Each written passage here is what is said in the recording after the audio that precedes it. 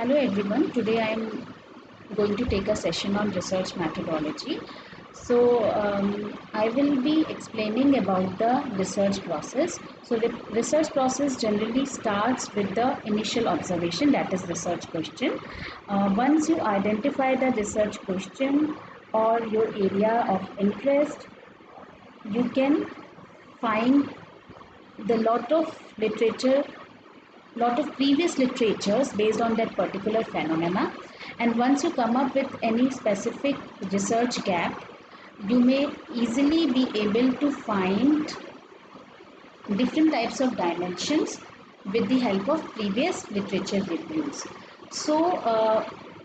Based on your research question, you can easily design your research objective, and once you come out with the research objective, you can again go through the previous literature reviews, and you can come out with the different dimensions or concepts, and based on these dimensions you are required to identify those variables that are helpful to define the concept or particular phenomena that you wish to explore.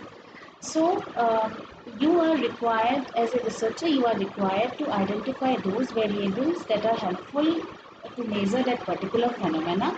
For this, you are required to adopt a particular tested scales, and based on these tested scales, you can design your instrument or questionnaire to collect data. Once you come out of all these process, then again you can easily analyze the data in order to test the hypothesis, and once you are able to do this, you can easily test your proposed model with the help of AMOS software or PLS software. This will give you the best model fit indices, and this will also help you to understand about the theory development process, and this will also help you to understand about the validity of your model, that particular model is the best fit in the context of all the particular phenomena or variables or not.